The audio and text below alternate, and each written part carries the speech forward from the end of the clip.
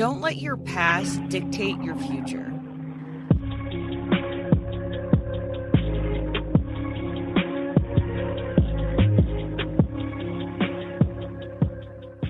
Hey everybody, welcome to Crime Over Cocktails. I'm Tiffany, your host, and today I have special guest Marcy Pusey, who is an author and a trauma and resilience practitioner.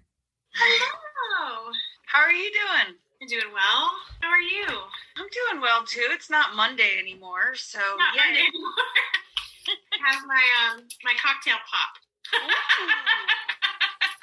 I've had those before. I think they're kind of sweet, aren't they? This one's been a winner of over 30 awards, including the Spirits International Prestige 2019 Double Gold. Yeah, I guess they are kind of sweet. I don't know. I think I saw them at Costco or something, and I was like, oh, I didn't buy a cocktail. I don't know how to make them, so I still want to have like my crime over cocktail.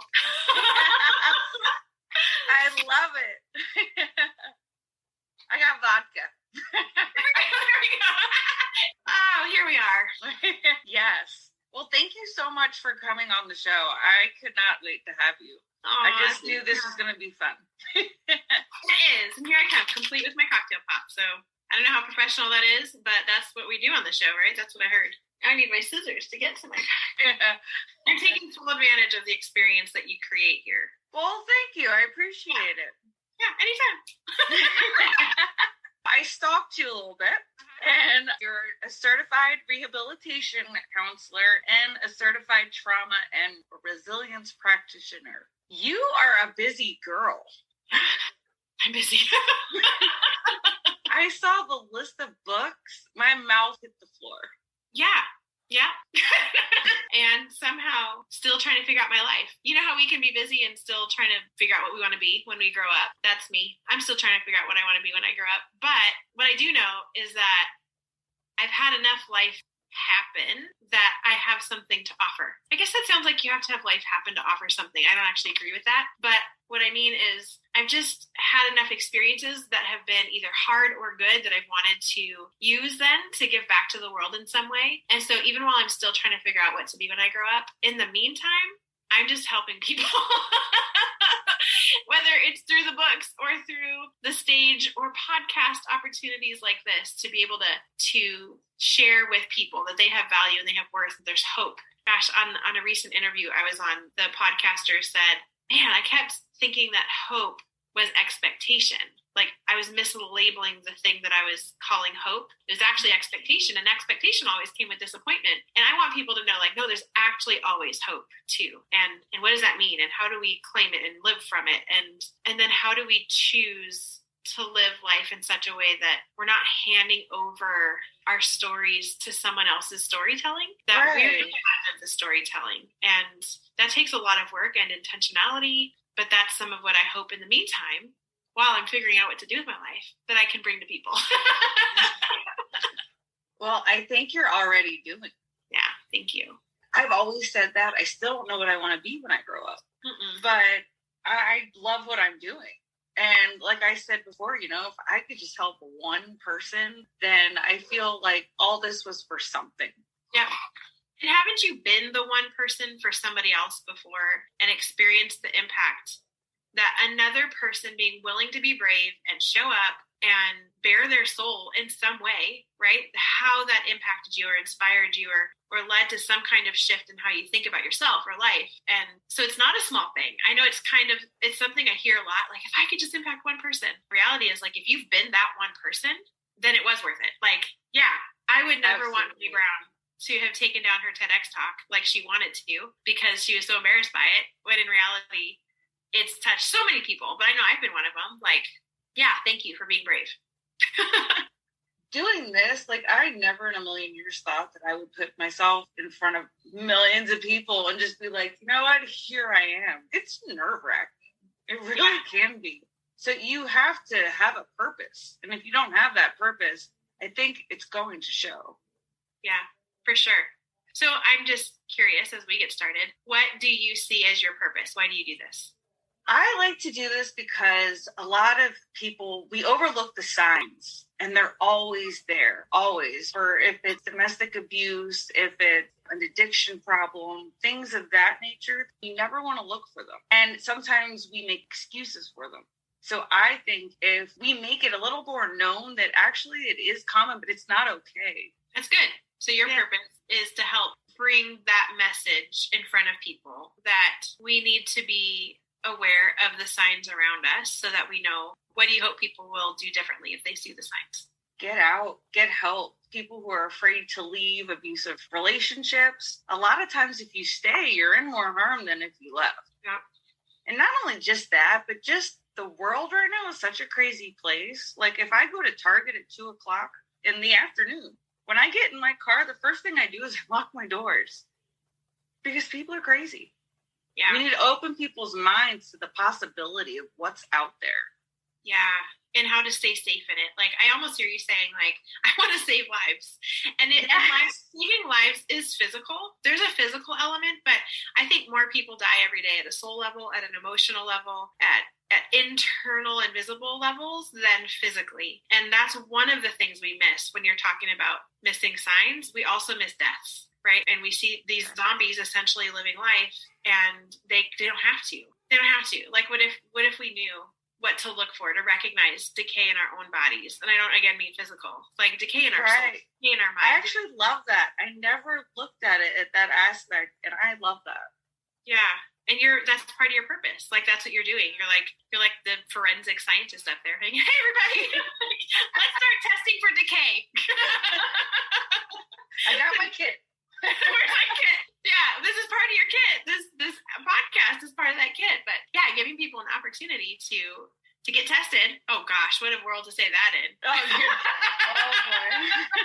Everybody just went, no, I'm not getting tested. You can't make me. Oh, but yeah, I love that. I love it. I love how people have, as humans, I do think that we have a community purpose. It doesn't mean everyone's living it, but we have a global purpose, right? To care for each other and to care for the world that we've been entrusted. Like, there are some things that we can do globally, but then I love how each of us within that seem to have our own unique wiring and purpose, both to sort of support that, but also just for us. And then together, that whole, like, we're better together. And it's so trendy, but it's still also true. Like, we are better together. And when we see ourselves as part of a puzzle and are willing to beat our piece, like, the result is so much bigger, is so much more profound than if each piece is trying to look like all the other pieces, you know? Like, I don't want to be this corner piece. I want to be the inside piece. And then we totally miss the opportunities that we've been given within our own wiring, with our own abilities and our strengths and our passions, to show up the best that we can in this world and make it better in the way that we can. And you're doing that. Like, I know I'm bringing that back to you, but you're like, I didn't know I'd be doing this, but I care about people and I care about them seeing the signs and being healthy and whole and saved from things that could just be hard and don't need to be, or where there's places of safety and they just don't know. And here you are finding yourself using this platform and this channel to do it. And it's so cool. Because that's not my platform or channel. And we need you to offer it to people so that our voices can combine and our missions can combine and we can do the cool things that we do. So thank you. I'll start there with. Oh, well, thank you. No, I love it. Absolutely love it. Together, we all stand stronger. So, it's true. I agree. I believe it. Thank you for everything that you do. One of the books that you wrote is called While We Slept. Do you want to get into what happened with that book? Mm-hmm. Swallow my cocktail pop. I love it. Is it good? It is good. It's rum and cola. Ooh. I should have gotten an affiliate link for this company of some kind. Like, maybe you can get a sponsorship. Cutwater, right? Hops. Support Tiffany. Crime Over Cocktails. Support her. Sponsor her. I'm going to send it to them. It's good stuff. So this story, While We Slept, Finding Hope and Healing After Homicide, is a story that really, the book began with me journaling as I was reeling through what you can imagine, just with the title, reeling through this unexpected life event. And I've always written and journaled as a way of processing my world, a little bit of memorializing it too, like knowing that my memory one day might not be the same, and I want to know who I was then and what I thought and what I felt. At some point, one of the journalists who'd been part of our regular life, like we got to know some journalists, said, "How are you guys okay? Like, I do a lot of crime stories, and he shared one too. Like, there was a neighbor very close to us whose pregnant wife had been shot in a drive-by gang shooting and died. Both the baby and the mom died. And he went to interview that husband, did the interview, and then that same day that husband killed himself. What? Yeah. And this was like around the corner from my house. And so by the time he gets to us again, like we're like friends now, because as I tell the story, it was long, you know, he was just like, how, why? Like, there's something different about your story and about your journey. How are you okay? And I remember either answering or thinking like, I'm not okay. Like, I'm not okay. But he clearly saw something different in my not okayness than from from this man who had literally no hope and only despair and had lost everything to take his own life. And so the book actually became a way that I could answer that question, to tell the story, to bring dignity to the people in it, and to tell the fullness of the story. Because once you Google things, you get like this soundbite of one person's thoughts, and it eventually they disappear. So there's like 2 articles left online, and they just say the things they say. And I felt like putting the story out in the world, I could give the full picture instead of the soundbite. So what happened was, what happened was, what did I say they were called? I need to be better. Hot water spirit pops. Cutting out to say, remember, drink wisely or suck wisely. I don't know. It's a whole nother show. Oh, man. Yeah, so what happened was, I know I'm, like, laughing, and then I'm going to say what I say next. And I'll say, too, like, there's always a level of awareness that when I share my story, it's so normal for me now, all these years later, but for a lot of people, it's like I drop a little bit of a bomb. So, warning, you might feel like I'm dropping a bomb when I share the hard thing, which was 4 days before my first wedding anniversary, so newlywed, we are living in the same home as my in-laws, my mother-in-law was about to retire, like, within a month, less than a month from teaching at the local university. And they were moving back to Columbia, where my father-in-law was from. And our house was their house. We were taking over and owning it. They were leaving. And then there was a little mother-in-law suite. So they were going to be able to store some things there, come back and visit as they needed. You know, my mother-in-law was like, no pressure, but when you have children, we'll have a place to stay. And I'm like, we're not having children yet. So we just shared this space in the transition. And so 4 days before my first wedding anniversary, we woke up to a phone call. And it was the ambulance on the phone asking if someone in the house had been hurt. And, oh, you know what? I should read my book. What happened first? I want to write the things. What I'm trying to remember was the phone call first or my father-in-law waking us up. But however went first, it's in the book, is that he also came and knocked on our door and said, hey, Jeremy, your mom is hurt. And the way he said it, I'm not a morning person, and I was waking up just waking up. And I just remember thinking, like, get her a Band-Aid. Like, you don't have to come down the hall to tell us she's hurt, because it didn't sound urgent. He just kind of was like, hey, Jeremy, your mom is hurt, you know, and I'm like, okay, go get her a Band-Aid, let me sleep. We were having to get up soon. We were leaving that day for 10 days to leave the country for a trip. Then maybe the phone rang, and it was the ambulance of somebody hurt. So I think that's when we realized, like, oh, this might be more than a Band-Aid kind of situation. So the gist of it is that he killed her down the hall in some kind of psychotic blackout. He has no memory of the incident. Somewhere between killing her and walking down the hall to our room, he came out of it and woke us up. And he also was the one who called the police. And they've said that they had a pretty good idea, even from the phone call, that he might have done it.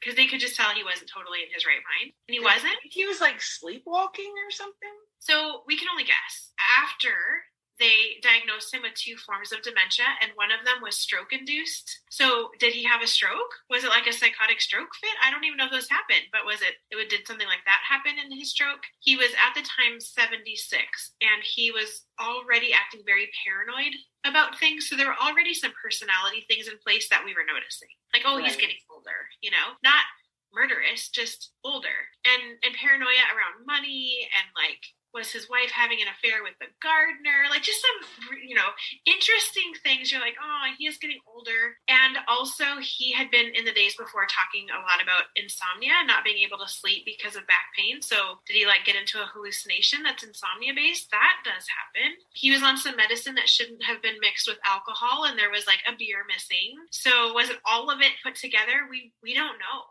And I think in some ways, that's still the hard part, because if you don't know, how do you stop it from happening again, right? Like, how do you Or how do you, when you talk about the signs, like how do you catch that in somebody else? Other people are paranoid. I remember sitting in my counseling program, because my professional world is all therapy and social services and trauma and resilience. And you said some of that. I remember sitting in my class and the teacher saying something like, just because someone has like Alzheimer or dementia, like doesn't mean we need to be afraid of them. Their personality is changing and they're different, but it doesn't mean they're dangerous. And I'm like shaking in my seat, and I'm so aware that that's probably the norm. But here I am, the victim of someone with dementia who did kill somebody. And I'm feeling like she's just now telling everyone that they're all 100% safe all the time. There's no reason to be afraid. And I'm like, I'm sure that's mostly true, but not in my, so you're talking about signs. Like, I'm going to go back to that. Like, can we just tell people that sometimes it happens? Absolutely. And it was just because of my experience. That was it. And was it even because of the dementia? We don't know. So it's hard to even say. Do you fully believe that was it, or do you think there's maybe some malice there? There's all these mysteries, right? Like, mm-hmm. I never saw any. When you watch the news after some crazy neighbor does murdery things and everyone's like, oh my gosh, he was the most gentle, kind man in the whole world. And he probably was, right? Like, how could he? We never saw, they were just the perfect, picture-perfect family. And that was him.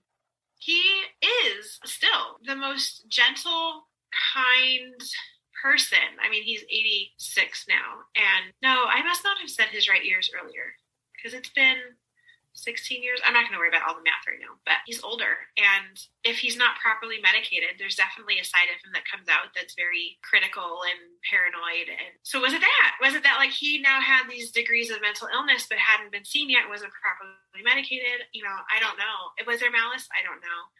I know that in his paranoia, he did wonder if and accuse her of hiding lots of money and keeping it secret from him. He did accuse her of having an affair with the gardener because she had lost a lot of weight, and so he assumed maybe that was why. Like, none of it was rational. It's always the pool boy. I know, we didn't have a pool, so it was the gardener. I don't know. Like, I didn't necessarily, I think like in his healthy self, no. In his unmedicated concoction of whatever was going on, he had been paranoid about burglary, and there hadn't been one, but he did some strange things to like protect us from the possibility of burglaries, right? Like one day he took the license plate off of my husband's car, and we didn't know. But as we were going out to the car, he's like, "Oh, son, I took the license plate off so that nobody could steal it.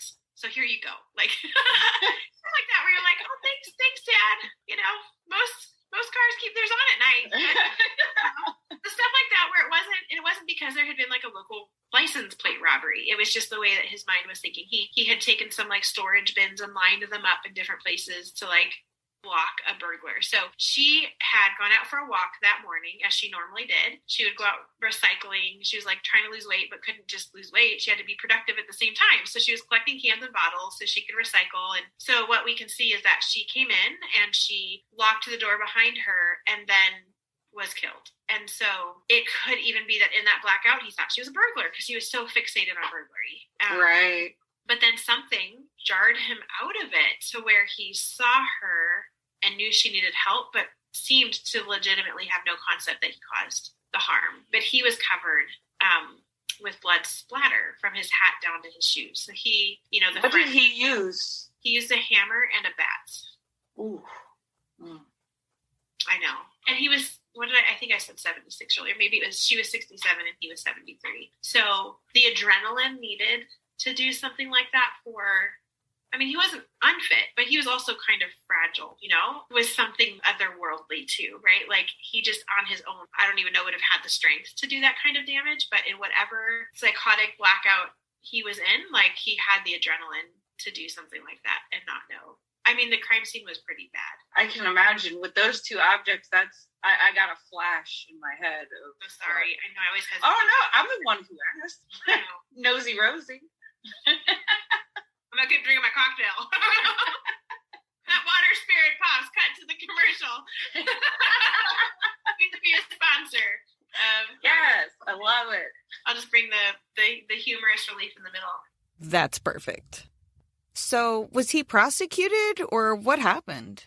Yeah, so I think we never had to go to trial. It was in California, you're not allowed to inherit from somebody you murdered. But then they were trying to decide what if you were insane?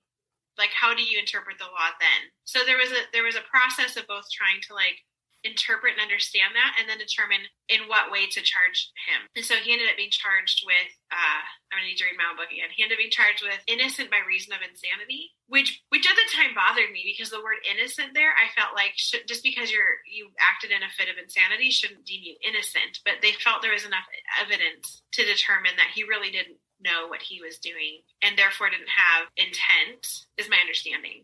So they put him in a mental hospital at least then? Yeah, so for the first few years, he was in our local jail while they were trying to figure it out. They were not qualified to medicate him to the degree to which he needed to be medicated. Mm-hmm. And so we had a very difficult father-in-law at that time. Like, his paranoia continued. He was sure my husband was on drugs. That was like his constant thing. Like, son, you've got to stop doing drugs. And my husband, I'm not doing drugs. But there was just this constant fixation on these stories that were in his head. Even in the jail cell, he was sure they were sending fumes in through the vent, trying to poison him. So he would like sleep under the TV as far away from the vent as he could. Maybe they do that in jails. I've never lived in one, but it didn't seem like, just didn't seem like that's probably what was happening. He almost sounds schizophrenic. Yeah, there's some stuff. And I know that he is much better on the right kinds of medication. So then he did get sent to a state prison for like mentally ill people. And that was challenging too, though, because then he was there with a bunch of like 20, 30, 40-year-old men who were violent and who were consistently demonstrating insanity. And he wasn't. He on medication, he was just like a regular kind of 73-year-old man, or at that point 76, 78. Like, so he didn't really fit into that environment, even though he qualified. And so after some time, the system determined that he qualified for a CONRAP program, which allows him to live inside of the community within which he was charged, but under some level of surveillance. So he now is able to live like in an assisted living kind of home, but monitored. And he's in group therapies and individual therapies, and medications are monitored. And yeah, I when I said earlier too that part of the story was about dignity, some of it was his. Like there were some family members who didn't love that I was going to tell any portion of the story. I'm telling mine. It's the only one I can tell. But obviously people they loved are part of my story. And they couldn't imagine there being good intent behind it, even though there was. That's all I had. I don't generally as a person, like I'm an Enneagram 9. I want the world to be peaceful and harmonious and happy. I don't want to use my voice and stand out. I don't want to be in the spotlight. I don't want attention. I don't want conflict. And so when that was their assumed motive, it was so hard. It was so disconnected from who I am that there was even like, do you guys know me? And would you want to read it first? Like I prepared people and gave them opportunities to read it before it was published. And the point of it is that when you would search him, all it would say is like, insane man kills his wife. And that is a piece of what happened, but it's not the only thing that happened. And it's not the sum of who he is. And it's not the sum of the forgiveness that's happened there and the healing that's happened there. Or it can't even begin to touch the compassion that we should have for someone who literally woke up one day and was told, you killed your wife. And he has no memory. Can you imagine if that's the truth of the situation, right? And I'm assuming it is, that how do you live the rest of your life with yourself, knowing that you were in some kind of state that caused you or in which you chose to kill your spouse? Like the compassion. That's hard. Can you imagine? And so it's so easy for a news article to say, crazy man kills his wife. It's a whole other thing to imagine that human trying to live out the rest of his life with that reality. And it's hard enough when you chose to do something and now you're living out the consequences. And it's a whole other thing when you don't have any memory of it. I remember my husband kind of challenging him like for a while, really wanting him to acknowledge what he did. And how could he in some ways? And I think we were for a while trying to feel out, does he or does he not know? What does he remember or not remember? And I just remember at some point my father-in-law saying, like, yeah, all the evidence points at me. If I weren't me and I were just looking at the evidence, I would say that guy did it. But I have no memory of doing it. Like, how do you live with that? I can't even imagine. So part of why I wrote the book was to tell the full story of who he is, not just the crazy man who murdered his wife, but who was he before that? And who is he after that? And what is it like, to the best that I could witness and observe, be that person? And does he deserve any dignity or compassion or love or forgiveness? And then how do you even begin to give those things, right? Like, those didn't just, I'm not just a magical little fairy who can hand out forgiveness when something like that is stolen from you and in such a brutal way. So it took time, and it took processing through all the grief and the anger, but I also got to see him in the process. And yeah, I guess I have that ability. Some of us do, right? We call it perspective shifting a little bit, to like put myself in his shoes and feel the compassion that I would want. Man. So that's the purpose of the book, is to answer the question, like, how are we okay? Which some of it was just my faith being my anchor, needing something bigger than my circumstances to hang on to in the midst, and having a hope or a belief that like that God was able to still be good and still be sovereign in the midst of all this crazy. So where I feel like I'm tossed into the storm, like he's not. And so there was a whole element of my faith that allowed me to be grounded and anchored in a different way, allowed me to see the situation sometimes more truthfully than some others whose survival brains were trying to make up stories because they didn't have the same kind of narrative I had, or they weren't there. Like, my husband's sister lost both parents and she wasn't in the house at the time. There's both like a gift in that, but also a loss in that. Like, right? So she's got her own journey with it and her own story to tell, but there's that piece too. So I tried to answer the question, how are we okay? And then how can I use this story to both memorialize this wonderful human, my mother-in-law, but also give the fullness of the story and the dignity that he deserves as somebody who was caught up in this too, a victim in his own way. Yeah. Well, you are not to blame for any of the negative headlines. He did that himself. So that had nothing to do with you. That was his actions. They were going to call him that anyways. Yeah. No, it's true. It's true. Yeah. That's what happened. And that's what I said too. Like, they're not wrong. They just don't give the fullness of the picture, you know? That's our media. That's our media, right? And they tell the headlines that sell and that get attention, and it's a big one. Like, it's not every day that the local university professor who's highly esteemed and about to retire is murdered by her husband at home with her son and daughter-in-law down the hall. Like, it is a crazy story, and they can't tell the whole thing, but I can. And I did while we slept. Where can you find that? It's anywhere that books are sold. So you can get it on Barnes & Noble, generally online. I know that not every book is on every shelf in every store. So generally, if you search for it online through my website, marcypusey.com, you can get it there. If you get it through my website, I sign it if you want to send it off. Yeah, Amazon, places like that. The print book is the only book I have licensed to include all of the news articles. So I went back to the journalists and the news and bought, they're not cheap, but I bought all the rights to include those, but I had to pay per format. So I chose to put them in the print book. So there is a Kindle book. It doesn't have the news articles included. I can't believe you have to pay for that. I had to pay a lot. But I thought they were such a valuable piece of the story. And they showed, in some ways, they validated what I was saying or filled in pieces of it. But it also just brought, like, this is real life. Like, it's not just me telling my story. Like, I put the news articles in at the times where they were happening in the story. So you get to see for yourself what was being said and how it was being interpreted and understood. I think that's important. It makes people feel like they're there. They're taking the journey with you.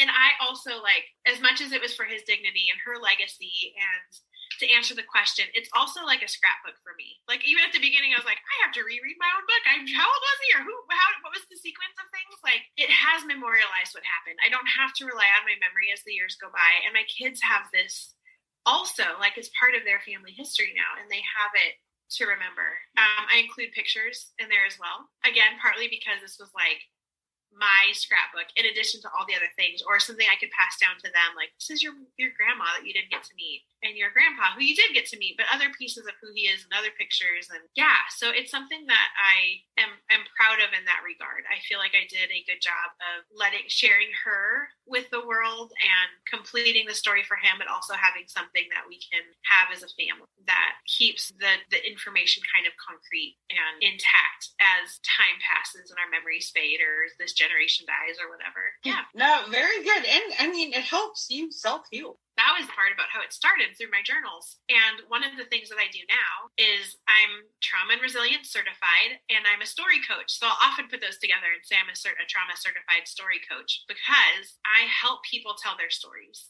Often that's through publishing. So I have a lot of publishing services that help people get from wherever they are to having a book in their hands, because it's such a powerful way of, I feel like when we put our stories into the world, there's all these people who can go, oh my gosh, I'm not alone. Like, here's somebody like laying out my cards. Maybe they look a little different setting, different names, but like, I'm not alone. That's happened before. Today I got an email from someone who bought this book and another book and shared some of his story with me. And it was like, yeah, we are taking in children whose dad killed their mom while they were sleeping in the house. And I'm like, I'm not alone.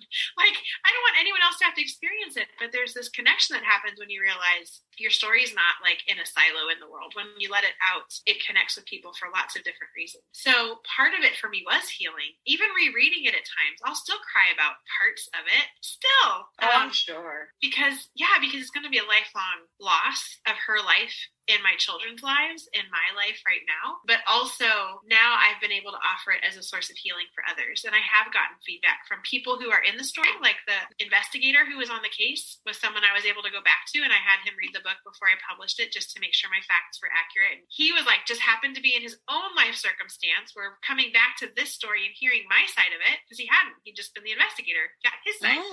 Like, it influenced how he was about to show up in a courtroom for a different case.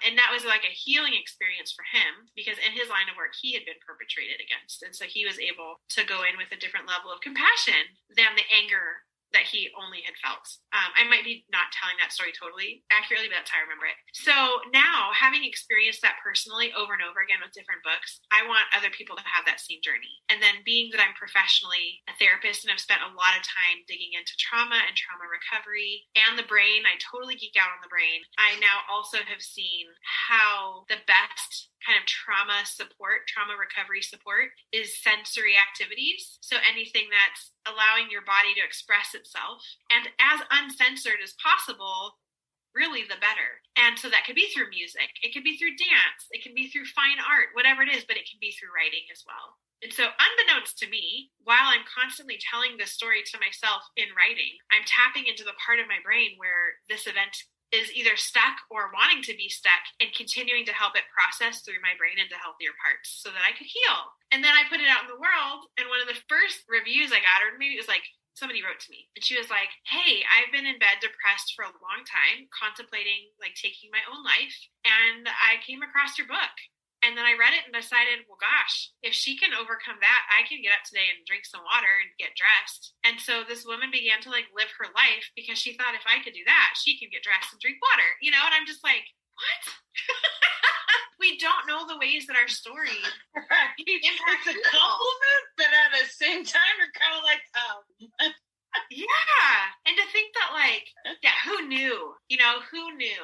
Nobody knows how putting your story well, being intentional with it and thoughtful and learning how to do it well and can impact another person's life in such a way. And when I say that, I begin to talk about it through the lens of stewardship. Like, now you've been entrusted with your life stories, and you have a responsibility and an opportunity to help people get out of bed and get dressed and drink some water for maybe the first time in months and months, when they really just thought they should die and not live.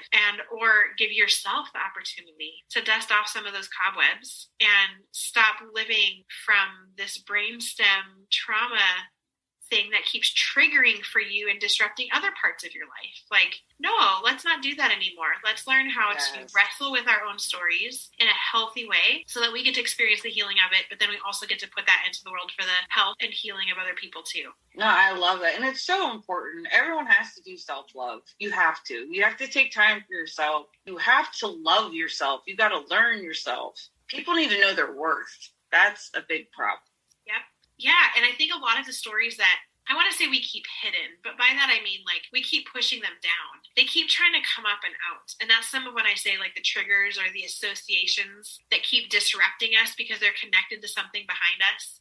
That's because there's some shame attached sometimes. shame and pain and fear, like, all of them. When we can go back to some of those stories and imagine them going a little differently. This is a therapeutic work that I wish all therapists were using in their trauma work. We mistreat trauma most of the time in traditional therapy. But if we could go back and do some imagination work, like, okay, if I could go back, let me give an example real quick. I woke up that morning and someone I loved killed someone else I loved while I was asleep with my door wide open when I was vulnerable and could have been killed too. My husband also woke up to the same circumstance. But I took on the message that now when I'm asleep, I'm never safe. I'm not safe when I sleep because people walk around killing your loved ones, and they might even be your loved ones. So how can you be safe ever sleeping with anyone in the house ever? The story that I took on was like around safety, around like there was some shame, like how dare I think I could go to sleep and be safe. My mother-in-law, I feel it right now. My mother-in-law is gone because I thought we were safe to sleep. Like, what if I had known better? And I could have protected her. Like, what if I hadn't slept so soundly because I thought I was safe and I could have woken up and I could have helped her? Like, none of that's helpful because it's so unrealistic, but it's easy to take on that message and carry it around, right? On the other hand, like my husband, same exact circumstance, interpreted it like, wow, that was a fluke thing. That doesn't happen, but it did this one time. And he can still sleep soundly. I mean, unfortunately, we're not married, but was able to sleep soundly. Like, it didn't have the same message carried attached to it. Like, I don't know all of his internal, should I have been awake or not awake, but it didn't impact him and disrupt his sleep from then on out because he was able to interpret it as just that one incident. So if we go back and we're trying to tell our own stories, if I take myself back and I just imagine it differently, like now I'm in the bed and I wake up and I learn this, what if I imagine myself knowing what I know now? And I just imagine myself sitting up and going, oh, this is so hard and this is devastating and this is a fluke thing. And man, I was safe in my bed. My husband was right here with me. The ambulance was coming. It was a long walk down the hall. He came out of it like I was safe while this thing was happening. Like, if I can go back and imagine a different situation, if I can imagine myself stronger or even imagine myself doing something different, it doesn't change what happened, but it actually gives my body a physiological experience with what I'm imagining. And it begins to shake up some of what's stuck as trauma. And we don't do that enough, right? Like, whether we're fictionalizing the story through our imagination, whether we're telling it for the world to have as nonfiction, our ability to dust off those cobwebs and do the hard work of sitting with the pain and the discomfort. I can't go back and imagine myself in that story without being back in the room, waking up in the middle of a murder. And a lot of us want to not do that. Like, did it once, I don't want to go back there. Right? And maybe it's a rape. Maybe it was abuse. Maybe it was 9/11. Like, whatever it was for people, once we've survived something hard, we don't want to go back. But part of our healing involves us going back, but safely, right? Like, in the safety of today, grounded, hopefully with, good community support around us, whether we're writing it out, whether we're in the therapist's office who's trained for it, whether we're dancing it out, writing songs, whatever it is, but allowing ourselves to imagine ourselves back in that place while we're safe today and see ourselves stronger. It actually builds resilience into us for now. But the hard part is like touching it, right? We don't want to touch it. It's scabbed over. That sounds a lot like PTSD. You know what I mean? Like, I'm sure you were scared to sleep, just like other things of that nature. And I think that's totally normal. Yeah, mine took on that message. And it's gotten a lot better through the years. I couldn't sleep I had to have the door locked. I had everything locked, secured, all locks. Generally, for the most part, I don't need that anymore. There are still moments, and they're so random. There's just days or moments where I'm like, oh, today's a door lock day. And again, they're like so infrequent now, but I think it's partly because I've done the work. And that doesn't mean like, oh, I arrived. My brain will never associate sleep with something negative again. No, it's probably going to come up because it'll get dusty back there. And I'll have to go back and do some dusting. But for the most part, because I've been willing to, I'm saying willing, but the reality is I wasn't writing to heal. I was writing because that's what I do, to process my life. What I didn't realize was that happened to be a healing agent for me. And now that I have that awareness, I can help other people do that with awareness and to do it in a way that is supportive of the healing process. Things like that, you're never going to get over it, ever. I mean, That's with you. It's actually made you a part of who you are today. So you carry that, but instead of carrying it as a burden, you need to carry it as like a badge of honor, because you got to think of everything that you went through, and you're up, you're standing, you're helping others, and you learned and you progressed. And that's what people really need to take in. It's not about everything that you've been through. It's everything you've accomplished. That's good. That's so good. It makes me think about how, in the Bible, there are different stories where people went to war and they won the battle, and God would say, okay, take a rock, take a big stone, and set it in this place, and let it remind you of what you overcame here. Let it remind you of what happened in this place. And then when the kids ask, like, why is that big stone sitting there? You can keep telling the story and reminding yourself and reminding them of what can be done, what can be overcome. And it makes me think of that in our own lives, that we can either hang on to those stories only as destructive messages and refuse to like engage the world in a healthy way ever again, or we can see those as stones that we're piling up as reminders to ourselves of like, man, look what I can overcome. And as that pile gets bigger, and it will, yes. When we're in our next challenge, we can look back and say, yeah, but look at what, like in my case, like look what God has done for me before, but also look what I've been able to survive, and not just survive, but like I'm now a really healthy functioning adult. Like I'm not defined by those things. I've actually been strengthened by them. Like you said, now there's this badge of honor that I've overcome it. And that is so important for our bodies to experience too. And there's like a muscle memory in us that is part of what resilience is. Resilience is, I've survived something that I wasn't sure I could survive, because your brain isn't sure, but it's going to utilize all of its strategies. And I survived it. I was capable. So then when the next hard thing comes along, your brain is like, oh, we survived things, right? And so you enter it in a totally different way. And each time more and more so. Like, right now, the perspective changes a little bit. The perspective changes, and you don't even necessarily have to have a conscious awareness of it. It's just how you're now beginning to show up in the world. It's how things impact you. Does it mean that the next like devastating thing won't be full of grief and loss and heartache and struggle? No. There's a really great quote I just saw that said something like, just because she's strong enough to carry the weight doesn't mean it isn't heavy. I love that, right? Because we can begin to think like, well, if I were healthy, this wouldn't be so heavy. Like, no, it's still heavy, but you can carry it now because you developed strength along the way. And strength, I like that. It's so good. I need it, because it's easy for me to judge my own sense of like success based on how things feel sometimes. Like, well, this feels hard, therefore I've made no progress. Like, no, sometimes the best and most worthwhile things are still hard and heavy, but we've now developed some grit and some resilience and some strength to be able to carry it. And yep, we're sweating. And I think for me, sweating looks like tears, so I might be crying too, but I'm getting through it, and it's equipping me for the next thing too. You have to release. You got to let it out. It's so important. I love it. That's my word for this year. Release. Yes. Mary, you just said it. Do you pick words? Do you have a word theme? A word theme? Yeah, like some people like contemplate a word that they would like to think about throughout the year, or to have sort of as a filter or focus through the year. And so this year, the word that kind of came to me was release. I don't like that word. It sounds like not being in control, which I don't think of myself as a control freak of any kind, but still release is kind of like, well, what if I don't want to? But it causes me now to see it everywhere. Right? And a lot of the ways that it's being highlighted for me are healthy forms of release. Like, what if I released myself from the shame of not waking up that morning to save her? Like, or what if how did you just use it? Like releasing the burdens that like. Well, yeah, because everyone, they keep it, and it's like your rock. You know what I mean? It's on you, but instead, if you can lift the rock, release it off of you, you can breathe again, and you can fly. Maybe that's your word this year, fly. Yeah, ooh, I like it. Yeah, sometimes I pick words that I love, and other years I'm like, oh, I don't like this word, but it won't go away. So I know it's the word, and then I look for the good in it. Like, yeah, there's probably something that needs to be released. Something that needs to fly. Yes. Meanwhile, I thoroughly enjoyed this water spirit pops. They have other flavors inside of the container, and they're yummy. Award-winning.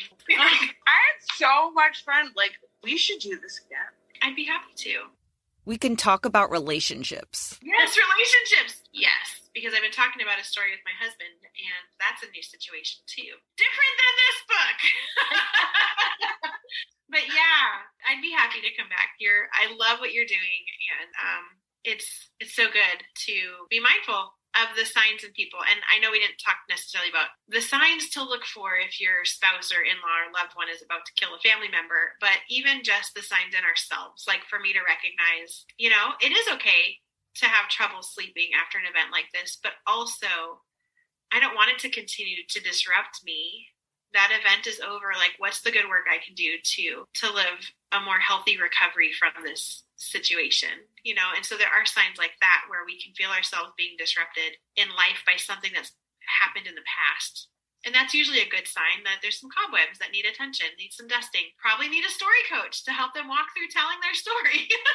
Absolutely. That's a good plug, huh? How would people want to get a hold of you if they do want a story coach? Yeah, so you can find me at marcypusey.com, and that will lead you to all the things I do. My TEDx talks are there. Actually, my second TEDx talk, I talk about some of the story as well, and in light of us being more than our traumatic experiences, like that they're not how we're defined. And I'm also fairly active on Instagram, so at Marcy Marie, if anyone's over there, come find me. And I'm often sharing things about trauma, abuse, recovery, resilience, and then random things like mermaids sometimes. And that's a really random thing that came to mind. Random things. Now you have to go find me to figure out, why did she bring up mermaids? I don't know. Right? Thank you so much again. I mean, I try to say this any opportunity I'm given, but I feel honored to be invited to be in front of your audience. I know that you're protective of them, you care about them, that this is a sacred space, and I never take it lightly to be entrusted to be part of it. So thanks for what you're doing, giving this listeners an opportunity to both learn signs, but also get some entertainment through like real life stories and to like just take in what happens in the world. But you just have such a beautiful heart for people too, and I appreciate that. So thank you. Oh, thank you so much. Until next time, then. Yes, until we'll have part 2. I'll bring a different flavor because there's multiple flavors. Yes, we must try them all. No. All right, you guys, that's it for tonight's show. Make sure you like, follow, and subscribe. If you're interested in sharing your story, go to crimeovercocktails.com and you can leave me a message there. Also, while there are important phone numbers if you need to reach out to somebody. All right, you guys, we'll talk crime another time. Bye.